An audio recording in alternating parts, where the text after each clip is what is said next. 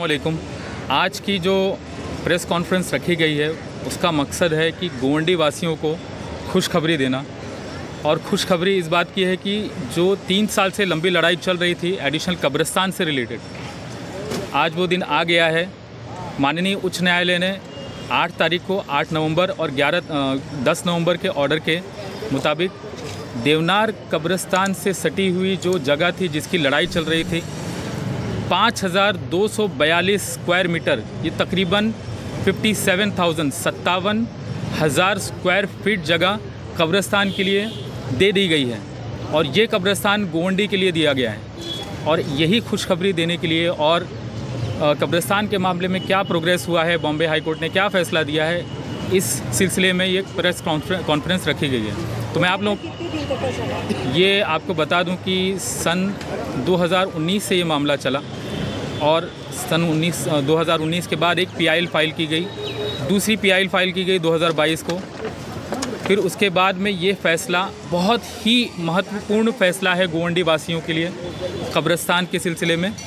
और कब्रिस्तान का अलॉटमेंट 5242 स्क्वायर मीटर, मैं दोहराना चाहूँगा, ये लेफ़्ट साइड में जो ज़मीन है देवनार कब्रिस्तान से सटी हुई जो जगह है वहाँ पे अलॉटमेंट कोर्ट ने दिया है। और मैं और आगे बताना चाहूँगा, माननीय उच्च न्यायालय ने इस जगह के बारे में प्रपोज़ल कॉरपोरेशन को भेजने के लिए कहा है 15 दिन के अंदर। और 15 दिन के प्रपोज़ल भेजने के बाद स्टेट गवर्नमेंट इस सिमेट्री का रिज़र्वेशन पर मोहर लगाएगी, इस सिमेट्री के रिज़र्वेशन पे मोहर लगाई जाएगी। एक बात ये बताइए जी, ये तो कब्रिस्तान वगैरह में जैसे मिट्टी से लेकर के हर चीज़ को उसमें बता रहे हैं ना, सब होता है कि आगे चल के आपकी जो कमेटी है इस पर ट्रांसपेरेंसी बरतेगी ताकि ऐसी समस्या भविष्य में न खड़ी हो।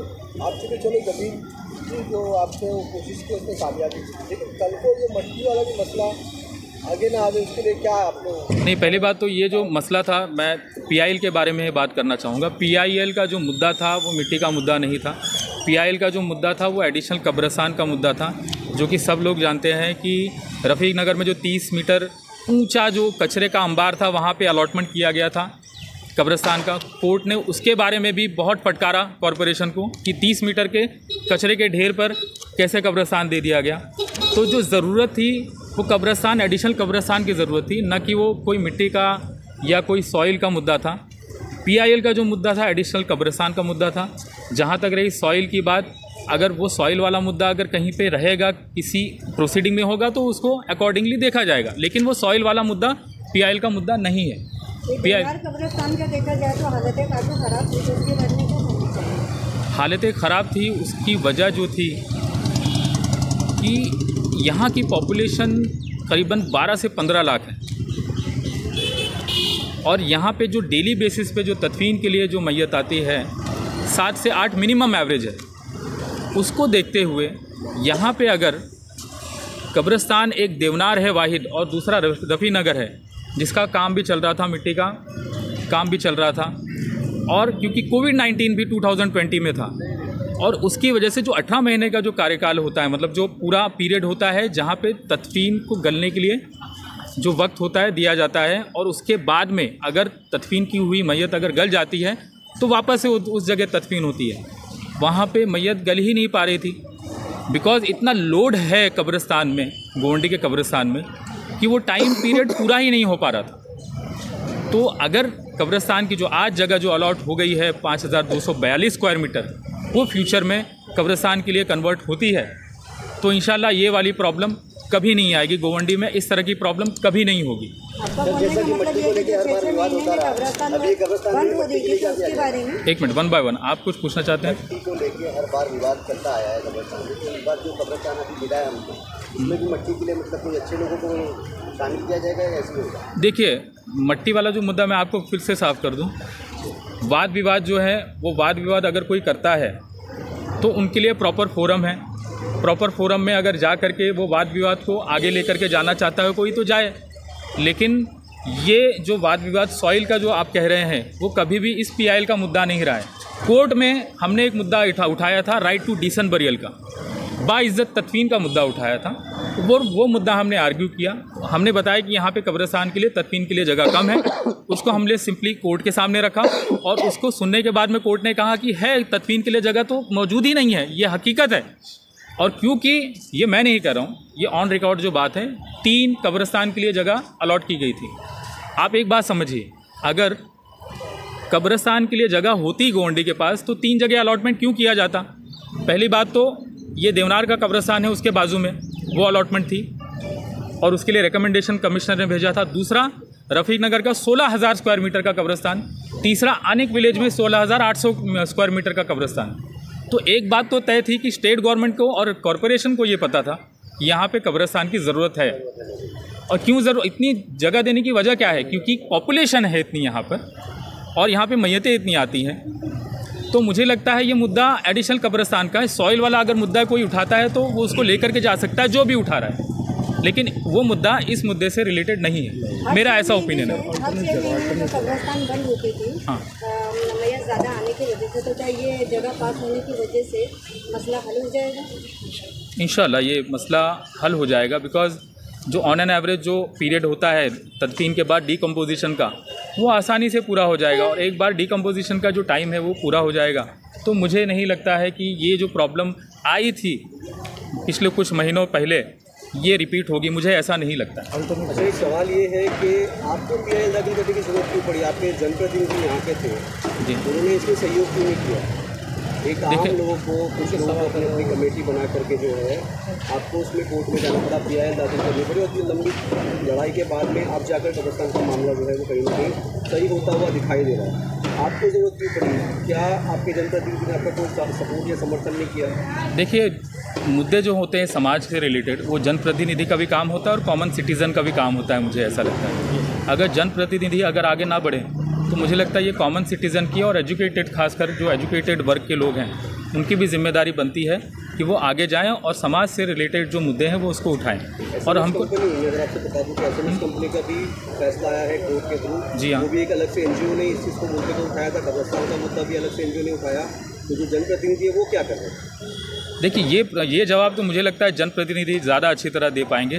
बिकॉज़ अगर हमारे पास एक मुद्दा आया कि कब्रिस्तान की ज़रूरत है, हमने रिप्रेजेंटेशन फाइल किया, क्योंकि जनप्रतिनिधि से जुड़े हुए संस्थाएं जैसे सेमी गवर्नमेंट और गवर्नमेंट भी होती हैं, तो हमने गवर्नमेंट के पास पुटअप किया हमारा रिप्रेजेंटेशन। हमने कॉरपोरेशन के पास भी डाला। सेक्शन 436 में तो कॉरपोरेशन की जिम्मेदारी होती है कि वो एडिशनल कब्रिस्तान मुहैया करा करके दे या ऑल्टरनेट कब्रिस्तान मुहैया करा करके दे। लेकिन जब हमारी सुनवाई नहीं हुई तो हमने एक पीआईएल फाइल की, उसके बाद उस पर भी फैसला कॉरपोरेशन ने पूरी तरह हमारे हक में नहीं दिया तो हमने दूसरी भी पीआईएल फाइल की। और उसी पीआईएल का आज जो नतीजा है वो ऑर्डर है कोर्ट का। और 2 ऑर्डर जो है बहुत महत्वपूर्ण है रिसेंट के, वो है 8 नवंबर 2023 का, जिसमें हमने अपना मुद्दा रखा था कि स्लम रिहैबिलिटेशन स्कीम को छोड़ करके भी जो जगह है 2,977 स्क्वायर मीटर की है, उसके अलावा 2,264 जो स्लम स्कीम जो चल रही है वहाँ से छोड़ी हुई 35% वाली जगह वो भी अवेलेबल है। तो कॉरपोरेशन ने 2264 वाली ही सिर्फ जगह भेजी थी, 2977 वाली जगह तो प्रपोजल में भेजी ही नहीं थी। तो हमने अपना रिसर्च किया, हमने बाकायदा चार्ट रेडी किया। चार्ट रेडी करने के बाद में हमने बताया माननीय उच्च न्यायालय को कि देखिए यहाँ पे 2,977 वाली जगह भी है जो सिमेट्री के लिए रिजर्व थी, जो स्टेट गवर्नमेंट ने डिलीट कर दी थी। तो आज ये भी जगह अवेलेबल है, वो भी आप दीजिए। उसके अलावा हमने टैबुलेटेड चार्ट भी दिया कोर्ट को और कोर्ट ने उसका संज्ञान लेते हुए ये वाला टैबुलेटेड चार्ट है जहाँ पे पूरा कैलकुलेशन दिया हुआ है। 9,800 स्क्वायर मीटर की जगह टोटल कब्रिस्तान के लिए थी, जिसमें से बिल्डिंग के लिए जो जगह है 4,550 लगभग जा चुकी है और बाकी की जो जगह है वो आज कब्रिस्तान के रिजर्वेशन के लिए स्टेट गवर्नमेंट के पास प्रपोजल कॉरपोरेशन का भेज दिया गया है। जो डिज़ायर सिग्नेचर जो बिल्डिंग बनी हुई है, क्या वो कब्रिस्तान की जगह पे बनी हुई है? जी हाँ, 1991 में जो रिजर्वेशन था, 1991 के रिजर्वेशन के हिसाब से वो जगह सिमेट्री के लिए रिजर्व थी। लेकिन क्योंकि मांग की कि वो बिल्डिंग जो है कब्रिस्तान की जगह है, कब्रिस्तान को वापस दी जाए। देखिए क्या है, मैं आपको क्लियर कर दूं कि एक प्रावधान होता है डीसीआर में, डीसीआर 1991 के प्रावधान के हिसाब से वहाँ पे सिमेट्री थी, कब्रिस्तान के लिए जगह थी। लेकिन उसी के एक प्रावधान के हिसाब से अगर कोई जगह पर जहाँ पे रिजर्वेशन है वहाँ पे अगर कोई स्लम आ जाता है तो स्लम आने के बाद में वहाँ पे स्लम स्कीम या झोपड़पट्टी वासियों को रिहैबिलिटेट करके बिल्डिंग बनाई जा सकती है और 65% जगह उस जगह पे बिल्डिंग के लिए ली जा सकती है और 35% जगह सिमेट्री के लिए या जो भी ओपन रिजर्वेशन है, गार्डन है, उसके लिए छोड़ा जाना चाहिए। ऐसा प्रावधान है, क्योंकि हमको ये पता था कि यहाँ पे रिजर्वेशन हो चुका है, लेकिन इस पे बिल्डिंग का प्रपोजल भी जा चुका है। अगर हम वो लड़ाई लड़ते तो शायद आज जो कब्रिस्तान हमको लेने वाली जो बात थी, जद्दोजहद थी, वो ना पूरी हो पाती, क्योंकि कानून में प्रावधान है कि स्लम स्कीम या बिल्डिंग बनाई जा सकती है अगर वहाँ पे झोपड़पट्टी वासी आ गए हैं। ये कानून में प्रावधान है और हमारे पास उस प्रावधान की कॉपी भी है जो हमने कोर्ट को भी बताया था पिछली बार। इसीलिए हम बिल्डिंग वाली जो जगह है उसके पीछे ना पड़ते हुए जो बाकी की जो जगह है 55% लगभग जो जगह आज मिली है 5300 स्क्वायर मीटर, उस पर हमने ज़्यादा जोर दिया और अल्लाह के फजलो करम से आज हमको तमाम गोवंडी वासियों को इस पे कामयाबी मिली। हमारी टीम ने काफ़ी मेहनत की इस पे और मेहनत के बाद में काफ़ी कशमकश रही और काफ़ी जद्दोजहद रही। उसके बाद में आज 3 से 4 साल बाद ये हमको कामयाबी नसीब हुई है और ये फ़ायदा सभी गोवंडी वासियों के लिए है, सभी के लिए। कब्रिस्तान की जो जगह शॉर्टेज पड़ रही थी, कुछ लोग आ रहे थे अपने मैयत अजीज़ों की, दोस्तों